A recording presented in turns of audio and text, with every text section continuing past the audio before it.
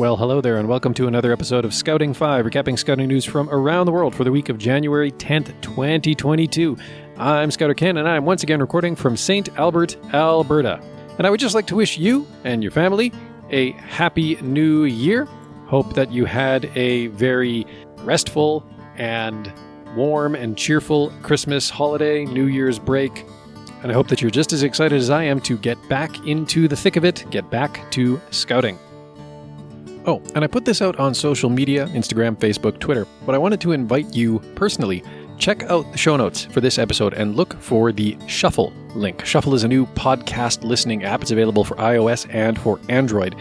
And they add a really neat layer to the experience of podcasts because, of course, you can listen to a podcast episode on Shuffle the same as you can in any other podcatcher app, but you can also comment. There's the ability to chat and comment on individual podcast streams, and then the podcast page also has a fan chat area, which is sort of like a general discussion channel. And I think it would be really cool to have scouts and scouters from around the world be able to take part in this discussion channel, leave comments on the podcast episodes and discuss episodes with each other. That would be cool to see too, but also just that general fan chat area, just being sort of an open forum for whoever wants to talk about scouting with myself, and I'll see if I can get Colin on the app as well.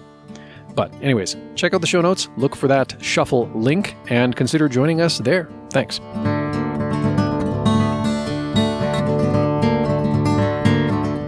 Over here in Canada, we are actually coming into a new... So Scouts Canada has started issuing these challenges to their members, basically structured programs with a bunch of different themes or events that we can pursue. And there's all kinds of crests and badges that attend these events. And so as we wander into 2022, Scouts Canada has a new challenge to issue to all of its members, quoting Toronto.com. Scouts Canada has issued a challenge for kids to get outdoors this winter and learn some new practical skills in a 4-week outdoor skills challenge. Claim the Flame, that's what it's called, launches on January 31st. And is designed to get kids and young adults ages 5 to 26 outdoors and socializing with their peers while discovering their capabilities, developing important life skills, and building resiliency.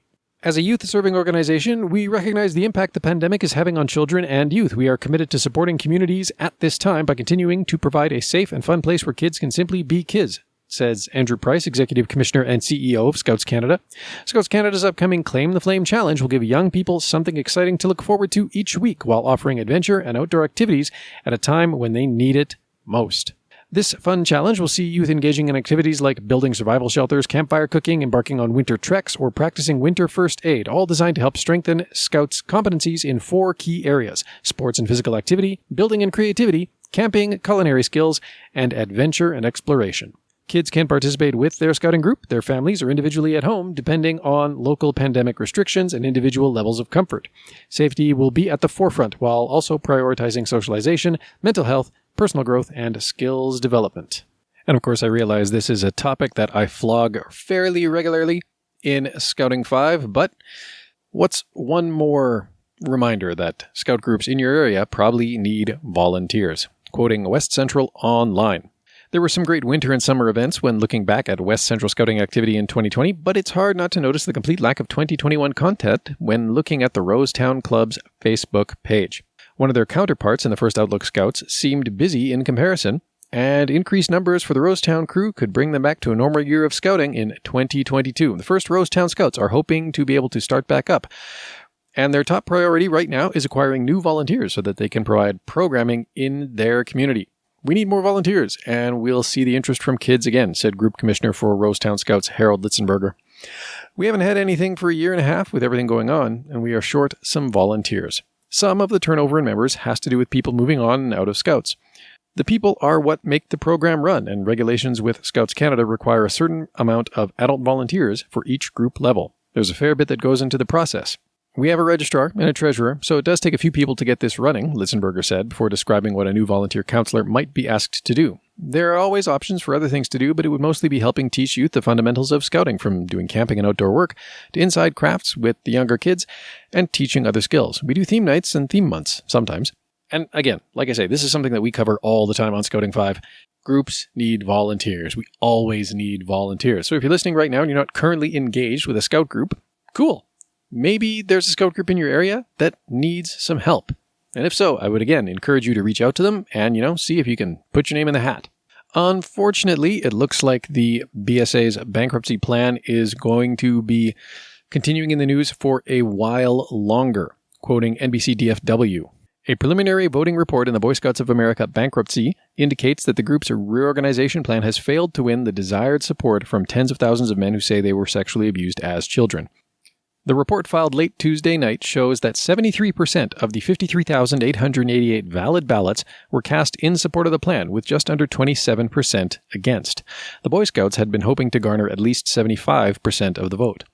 Under the rules for a typical Chapter 11 case, the Boy Scouts need approval of 2/3 of sexual abuse claimants who voted. However, because the BSA plan includes liability releases for non-debtor third parties, including local Boy Scout councils and troop-sponsoring organizations, a higher level of support likely will be required. It's unclear exactly what level of support the BSA plan needs in order to win court approval, but the bankruptcy code requires at least 75% voter approval in cases involving asbestos claims and third-party releases. A final voting report is due January 17th, but the initial results could spell trouble for the Boy Scouts of America's goal of compensating survivors for decades of sexual abuse by Scoutmasters and others while being able to emerge from bankruptcy on sound financial footing to continue the Scouting movement in the United States. Jumping across the pond, of course, we've heard some stories recently about how Scouting there has been impacted by the pandemic. They've seen some really precipitous drops in their membership, but it is not all doom and gloom. Quoting the Bristol Post, an application to demolish a scout hut and build a new one has received outpourings of support from across Bristol. A scout hut on Kew Stoke Road in Stoke Bishop has been labelled not fit for purpose, I suppose that's the English equivalent of condemned, by locals who are desperate for a proper community hub. Plans submitted to Bristol City Council this month would see the building demolished and replaced with a new purpose-built one which can be used by the community. The Scout Association says, the existing hut is over 65 years old and has reached the end of its operational life, with the current facilities becoming dilapidated and in a state of disrepair. To ensure the future of the Scout group, there is a desperate need for basic facilities to be provided that are currently not within the existing Scout hut. The existing facilities are lacking basic elements, such as central heating, hot water system, insulation, and disabled access. A new hut will provide a new opportunity to act as a space for community events, as currently it is not possible due to this lack of facilities, and no other local community site has direct access to green space. Plans for the new hut include a new timber deck terrace, bike storage areas, fruit trees, and will be built with all new materials. And plans for the hut have evidently been welcomed by residents all across the city. So hopefully that means that this one will actually go ahead and get built, and who knows, maybe it'll even be a shot in the arm and help revitalize Scouting in and around Bristol. And finally, a really great story to end on. I mean, it comes out of tragedy, but it really goes to show just what a difference Scouts can make in their world and in the community. Quoting Scout.org, heavy rains caused by Typhoon Rai that lasted for several days have caused floods in various parts of Malaysia. A total of 8 states in Malaysia were impacted.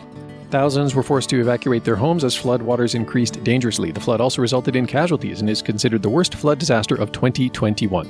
The roofs of cars stranded in the flood could be seen floating around. Many were stranded with no food and clean water. In such a situation, hundreds of scouts from all over the country were mobilized to help flood victims. The Scout Association of Malaysia has extended help in many forms. Multiple fundraising initiatives have been implemented to provide all required supplies. Scouts can be seen distributing basic necessities such as food, hygiene kits, sanitary pads, clothes, and many more things throughout the week.